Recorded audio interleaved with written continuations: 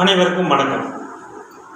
இன்றைய உதாரண வீடியோவில் பாபத்துவ சுக்கிரன் எப்படி பலன் தரும், பாபத்துவ சுக்கிரன் எந்த மாதிரியான விளைவுகளை ஏற்படுத்தும், அதாவது சுக்கிரன் சனி ராகு செவ்வாயுடன் சம்பந்தப்படும் நிலையில் சுக்கிரன் பாபத்துவம் அடைவார். இந்த நிலையில் ஒருவருக்கு சுக்கிரன் எந்த மாதிரியான பாபத்துவமாக இருக்கும்போது எந்த மாதிரியான பலன்களை தருவார் என்பதை இந்த உதாரண வீடியோவில் பார்க்கலாம். இந்த ஜாதகர் பிறந்தது பார்த்திங்கன்னா 7/12/1992 6:21 AM. விருச்சிக லக்னம், மேசராசி. லக்னத்திலேயே பார்த்தீங்கன்னா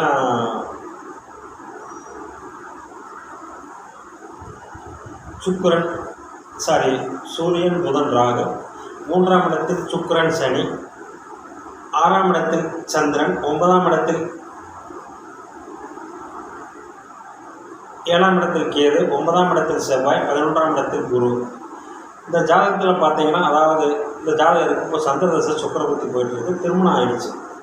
ஏனென்றால் சந்திரனே சுக்கிரன் சாரத்தில் இருக்கிறதும், சுக்கிரன் 7ஆம் தேதியாகி 3ஆம் வீட்டில் இருப்பதும் ஒரு நல்ல அமைப்பு. திருமண வாழ்க்கையை ஏற்படுத்தி தரும் அமைப்பாகும். அதே சமயம் ஐந்தாம் வீட்டை சனி பார்த்தாலும் 5ஆம் தேதி 5ஆம் வீட்டை பார்ப்பதால், 5ஆம் வீட்டை சனியும் பார்ப்பதால் இந்த ஜாதகருக்கு முதலில் ஒரு பெண் குழந்தை இருக்கிறது. தற்பொழுது இந்த ஜாதகருக்கு சந்திரதசை சுக்கிரபுத்தி போய்கொண்டிருக்கிறது. சுக்கிரபுத்தி போய்கொண்டிருக்கும் போது கணவன் மனைவிக்குள் பிரச்சனைகள் ஏற்படுகிறது. அதாவது ஒருவருக்கொருவர் ஈகோ பிரச்சனை, தாம்பத்தியத்தில் பிரச்சனை, மனவாழ்வில் பிரச்சனை போன்ற பிரச்சனைகள் ஏற்படுகிறது. இதற்கு காரணம் என்ன? இங்கே சுக்கிரன் சனியுடன் இணைந்து நீச செவ்வாயின் பார்வையில் இருக்கிறார்.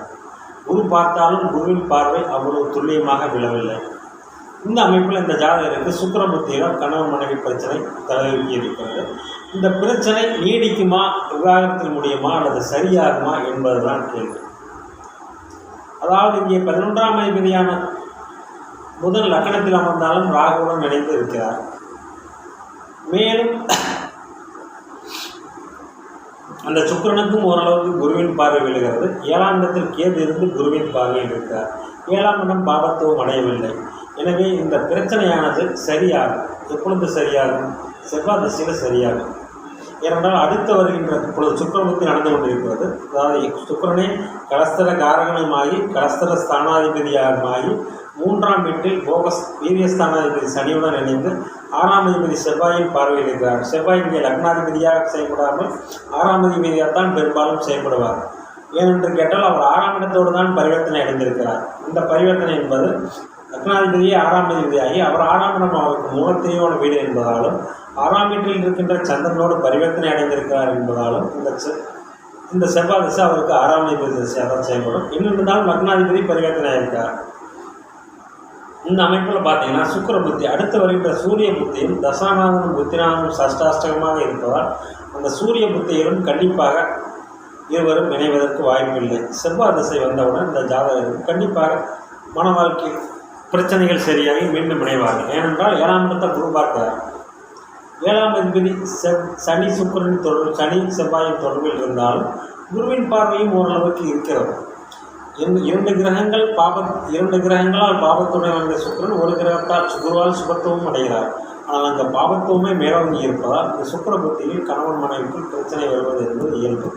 அதுவே 2வது திருமணத்தில் கொண்டு போய் விடுமா அல்லது விவாகரத்தில் கொண்டு போய் விடுமா அப்படிங்கிறது பார்த்தீங்கன்னா அது 11ஆம் அதிபதி நிலை பொறுத்தது. 11ஆம் அதிபதி அப்படி ஒன்றும் வலுவாக இல்லை. 11ஆம் இடத்தை சுபர் பார்க்கவில்லை. ஆனாலும் 7ஆம் இடத்தை சுபர் பார்க்கிறார். நல்ல மனைவி தான். 7ஆம் இடத்தை குரு பார்த்தாலே மனைவி நல்ல மனைவி தான். ஆனாலும் தசாபுத்திகள் தான் சம்பவங்களை சுட்டிக்காட்டும் என்பதால் இங்கே சுக்கிரன் 3ஆம் இடத்தில் சனியுடன் இணைந்து நீச செவ்வாயின் பார்வையில் இருப்பதால் மனவாழ்வில் அவரே கலஸ்தர ஸ்தானாதிபதியாக போயிட்டார். பொது கலஸ்தரக்காரனாக அமைப்பார். விருச்சிக லக்னத்திற்கு கலஸ்தர ஸ்தானாதிபதியே கலஸ்தரக்காரனாக வருவார். அதே போல் மேஷ லக்னத்துக்கு பார்த்தீங்கன்னா கலஸ்தரக்காரனே கலஸ்தர ஸ்தானாதிபதியாக வருவார். இப்படி வரும் நிலையில் இருவரும் ஒருவரே ஆகி கெடும்பொழுது கண்டிப்பாக அந்த ஜாதகருக்கு பாபத்துவம் அடைந்திருக்கும் சுக்கிரன் சம்பந்தப்பட்ட தசாபுத்தி வரும்போது மனவாழ்வில் பிரச்சனைகள் இருக்கத்தான் செய்யும்.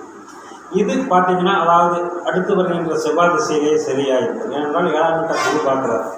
7ஆம் வீட்டை குரு பார்த்தால்தான், குரு பார்க்கவில்லை என்றால் 7ஆம் இடத்தை பாபத்துவம் அடைந்தால்தான், அதாவது விவாகரத்து, 2வது திருமணம், நிரந்தர பிரிவு இது போன்ற சம்பவங்கள் நடைபெறும். ஆனால் 7ஆம் வீட்டை குரு பார்ப்பதாலும் சுக்கிரனும் ஓரளவு குருவின் பார்வையில் இருப்பதாலும் இன்னும் ஒரு வருடங்கள் இவர்களுக்குள் மன வாழ்க்கையில் சின்ன சின்ன பிரச்சனைகள் இருக்கத்தான் செய்யும். லக்னாதிபதியான இந்த செவ்வாய் தசை வந்தோடனே பிரச்சனைகள் சரியாகும். நன்றி, வணக்கம்.